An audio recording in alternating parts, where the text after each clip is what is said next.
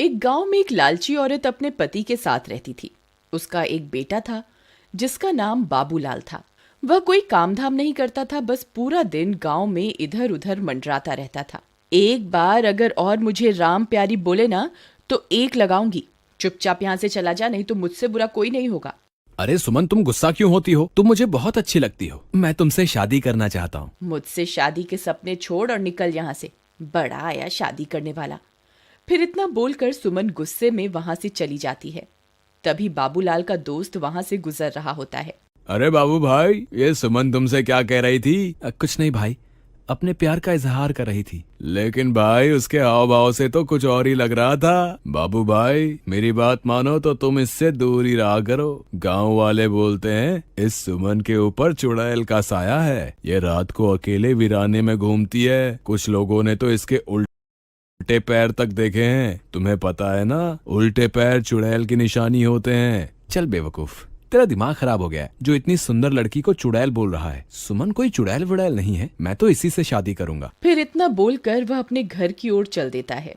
माँ, अब मेरी शादी की उम्र हो गई है। मेरी किसी सुंदर सी लड़की से शादी करवा दो ना। हाँ हाँ, क्यों नहीं। अगर राजा बेटा का कोई और भी अरमान है तो वो भी बता दीजिए। आपके सारे अरमान एक साथ ही पूरे करवा देंगे। काम धाम तो कुछ करना नहीं है। तेरी उम्र के सारे लड़के कुछ ना कुछ काम कर रहे हैं और एक तू है, पूरा दिन घूमता रहता है और मुफ्त की रोटियां तोड़ता रहता है। भला तुझ जैसे लड़के को कोई अपनी लड़की क्यों देगा? पहले कोई काम धाम करके कुछ पैसे वैसे कमा के दिखाओ, फिर शादी के सपने देखना। चल भाग यहाँ से। आवारा कहीं का, तो किसी काम धाम का नहीं है। देखो ना माँ, पिताजी हमेशा मेरी बेइज्जती करते रहते हैं। किसी दिन मैं घर छोड़ के ही चला जाऊंगा। अरे नहीं नहीं बेटा, कैसी बातें कर रहे हो? ये सब तुम्हारा ही तो है। अजी आप तो रहने ही दो।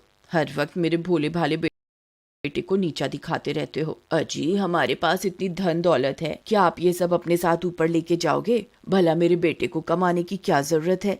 माँ, मुझे सुमन बहुत पसंद है। तुम उसके घर मेरा रिश्ता लेकर जाओ ना। ठीक है, मैं कल ही सुमन के माता पिता से तुम्हारे रिश्ते की बात करने जाऊंगी। फिर अगले दिन बाबूलाल की माँ सुमन के घर रिश्ता लेकर जाती है और उन्हें अपने पैसों का रुबाब दिखाती है। देखिए बहन जी, आप बहुत अमीर लोग हैं और हम गरीब। मेरे पास आपको देने के लिए कुछ भी नहीं है। तुम्हारी किस्मत बहुत अच्छी है जो तुम्हारी लड़की की शादी मेरे बेटे से हो रही है। बस तुम सुमन की शादी मेरे बेटे से करवा दो, मुझे तुमसे कुछ नहीं चाहिए। इतना बोलकर वह वापस अपने घर की ओर चल देती है। अगले दिन सुमन और बाबूलाल की शादी हो जाती है। बाबूलाल सुमन से शादी करके फूला नहीं समाता। रात होने पर बाबूलाल और सुमन अपने कमरे में सो रहे होते हैं। तभी सुमन उठती है और सीधा घर से बाहर निकल जाती है और जंगल की ओर चल पड़ती है। बाबूलाल के दोस्त को सुमन पर पहले से ही शक होता है, इसलिए वह उस पर पहले से ही निगरानी रखे हुए होता है। अरे ये भाभी इतनी रात गए कहाँ जा रही है? मुझे इनका पीछा करना होगा। फिर चीमा सुमन का पीछा करने लगता है। तभी चलते चलते सुमन के पैर उल्टे हो जाते हैं। अरे मर गए रे, इसके तो पैर ही उल्टे हो गए। मेरा शक सही निकला, ये तो चुड़ैल निकली। तभी देखते ही देखते सुमन चुड़ैल में बदल जाती है और गुफा के अंदर घुस जाती है। चीमा की आंखें फटी की फटी रह जाती हैं। फिर वह भी उसके पीछे पीछे गुफा के अंदर घुस जाता है। ए हैवानों के देवता, मैं आपको 9 बलि चढ़ा चुकी हूँ। बस एक बलि और चढ़ाते ही मैं सर्वशक्तिमान बन जाऊंगी। फिर मैं इन शक्तियों से पूरी दुनिया पर राज करूंगी। मुझे अभी के अभी सारी बात बाबूलाल को जाकर बतानी होगी। फिर वह सीधा भागता हुआ बाबूलाल के घर जाता है और खिड़की से उसे आवाज देता है। बाबू भाई उठो, मुझे तुम्हें बहुत जरूरी बात बतानी है, जल्दी उठो। अरे क्या हुआ भाई, इतनी रात तुम यहाँ क्या कर रहे हो? भाई मैंने तुम्हें पहले ही कहा था कि तुम्हारी बीवी चुड़ैल है, लेकिन तुमने मेरी बात का विश्वास नहीं किया था। भाई मुझे लगता है कि तुम्हारा दिमाग खराब हो गया है, जो ये बहकी बहकी बातें कर रहे हो। अच्छा तो ये बताओ कि क्या सुमन घर पे है? इतने में सुमन वहाँ आ जाती है। क्या हुआ चीमा भैया, इतनी रात गए कैसे आना हुआ? चीमा सुमन को घर पर देखकर हक्का बक्का रह जाता है। अब कुछ नहीं भाभी जी, मैं तो बस यहाँ से गुजर रहा था तो सोचा बाबू से मिलता चलूं। अच्छा मैं चलता हूँ। इतना बोलकर चीमा वहाँ से दुम दबा के भाग जाता है। अजी क्या हुआ, ये आपका दोस्त आपसे क्या कह रहा था? कुछ नहीं, बस ऐसी ही बेकार की बातें कर रहा था। चलो अब तुम सो जाओ, रात बहुत हो गई है। फिर सुबह होने पर वह सेठानी गुस्से से लाल हो जाती है क्योंकि सुमन अभी तक सो रही होती है। ए बहुरानी, अभी तक सो रही है क्या? घर का काम कौन करेगा? चल जल्दी उठ, मैंने काम वाली की छुट्टी कर दी है। आज से घर का सारा काम तुझे ही करना है। फिर सेठानी के जोर जोर से चिल्लाने की वजह से सुमन की नींद खुल जाती है और वह गुस्से से लाल हो जाती है। रुक बुढ़िया, तुझे मैं अभी बताती हूँ। फिर सुमन गुस्से में बाहर आती है। ए बुढ़िया, क्यों शोर मचा रही है सुबह सुबह? मेरी सारी नींद ही खराब कर दी। अरे दैया, इसकी हिम्मत तो देखो, मुझे बुढ़िया बुला रही है। ए, तेरी इतनी हिम्मत, मुझे बुढ़िया बोलेगी? चुपचाप घर का ये सारा काम निपटा दे। तेरे माँ बाप ने वैसे भी दहेज में फूटी कौड़ी भी नहीं दी है। मैं कोई काम वाम नहीं करने वाली, जो करना है कर लो। तेरी इतनी हिम्मत मुझे मना करेगी? रुक, तुझे अभी बताती हूँ। अरे मर गई रे, ये क्या हो गया? तेरी इतनी हिम्मत, मुझे अभी के अभी छोड़ दे। बाबू बाबू, ओ बाबू, देख तेरी बीवी मेरे साथ क्या सलूक कर रही है। जल्दी आ, मुझे इससे बचा, नहीं तो ये मेरे सारे बाल नोच डालेगी। फिर अपनी माँ की चीख पुकार सुनकर बाबू दौड़ा दौड़ा अपने कमरे से निकलकर वहां पहुंच जाता है।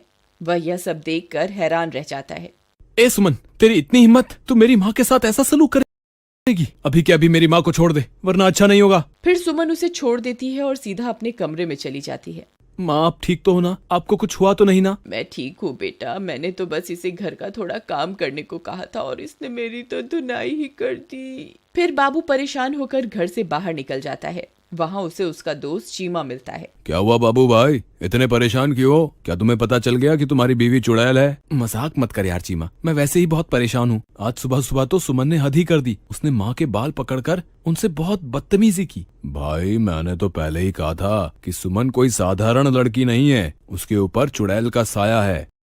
एक बहुत आसान रास्ता है, अगर तुम उस चुड़ैल के सामने आईना रख दोगे तो तुम्हें उसकी असलियत उस आईने में दिख जाएगी। फिर वे दोनों अपने अपने घर की ओर चल देते हैं। रात होने पर बाबू सुमन के लिए एक फूलों का गजरा लेकर घर पहुंच जाता है। अरे भगवान, तुम कहाँ हो? देखो आज मैं तुम्हारे लिए क्या लाया हूँ। सुमन वहाँ आती है और गजरा देखकर बहुत खुश हो जाती है। फिर वह गजरा अपने बालों में लगाकर शीशे के सामने पहुंच जाती है। तभी उसके पीछे पीछे बाबूलाल भी पहुंच जाता है। सुमन जैसे ही अपने आप को शीशे में देखती है, उसकी असलियत उसमें दिखाई देने लगती है। बाबूलाल की आंखें फटी की फटी रह जाती हैं। वह उस चुड़ैल को देखकर बहुत डर जाता है। हे भगवान, ये मैं किस मुसीबत में फंस गया? ये तो सच में चुड़ैल निकली। अच्छा हुआ तुझे मेरी असलियत के बारे में पता चल गया। मैं आज रात को तेरी ही बलि देने वाली थी। अरे भागो रे, ये तो चुड़ैल निकली। अपनी जान बचा के भागो। चीमा भाई, मुझे बचाओ, मेरी बीवी तो चुड़ैल निकली। तुम सही कहते थे। हाय, मर गए रे। फिर वह सीधा भागता भागता अपने दोस्त चीमा के घर पहुंच जाता है।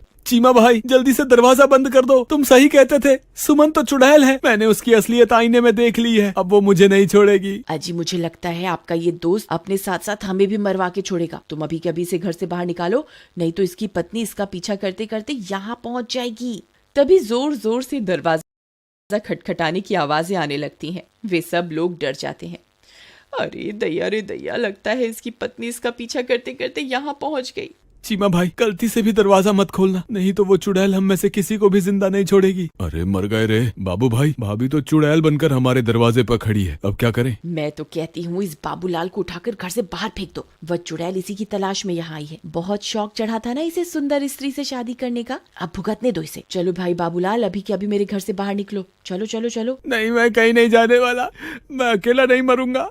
अगर तुमने मेरा साथ नहीं दिया तो मैं तुम्हें भी अपने साथ लेकर मरूंगा। अरे दैया, ये तो अपने साथ हमें भी मरवा के छोड़ेगा। अजी, आप ही कुछ कीजिए ना। बाबू भाई, मेरे घर में छोटे छोटे बच्चे भी हैं। अगर ये चुड़ैल इस घर में घुस गई तो हमारे साथ हमारे बच्चों को भी नहीं छोड़ेगी। कृपा करके तुम इस घर से निकल जाओ। ठीक है दोस्त, मैं अपनी वजह से तुम्हारे मासूम बच्चों की जान खतरे में नहीं डाल सकता। मैं अभी के अभी इस घर से चला जाता हूँ। शुक्र है भगवान का, इस आफत से जान तो छूटी। रुको मेरे दोस्त, अगर मरना ही है तो मैं भी तुम्हारे साथ मरूंगा। राधा, तुम अंदर बच्चों के पास चली जाओ। मैं अपने दोस्त को यूं अकेला नहीं छोड़ सकता, मुझे अपनी दोस्ती निभानी होगी। अजी, आप पागल हो गए हैं क्या? वह चुड़ैल एक ही बार में आपकी जान ले लेगी। आप इसकी वजह से खुद को मौत के मुंह में क्यों धकेल रहे हैं? अगर मैंने आज अपने दोस्त का साथ नहीं दिया तो ये दुनिया कभी भी किसी की दोस्ती पर एतबार नहीं करेगी। अगर अपनी दोस्ती साबित करने के लिए अपनी जान भी देनी पड़ी तो मैं दे दूंगा। चलो बाबू भाई, मैं भी तुम्हारे साथ चलूंगा। चीमा भाई, मुझे तुम्हारी दोस्ती पर कोई शक नहीं है, लेकिन तुम मेरी वजह से अपनी जान मत दो। हम दोनों मिलकर भी इस चुड़ैल का सामना नहीं कर कर पाएंगे, हमारा मरना तय है। तुमने सही कहा, हम दोनों इसका मुकाबला नहीं कर पाएंगे, लेकिन मैं किसी को जानता हूँ जिसके सामने ये चुड़ैल पल भर के लिए भी नहीं टिक पाएगी। तभी चीमा भागकर घर में बने मंदिर की ओर जाता है। हे महाबली हनुमान, हम आपके बिना इस चुड़ैल का सामना नहीं कर सकते।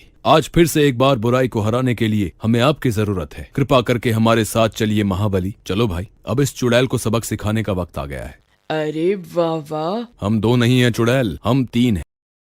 बोलो महाबली हनुमान की जय, सियापति रामचंद्र भगवान की जय, पवन सुत हनुमान की जय। अरे अरे मर गई रे, ये तूने क्या कर दिया? हे भगवान, मुझे क्षमा कर दो, मुझसे बहुत बड़ी गलती हो गई।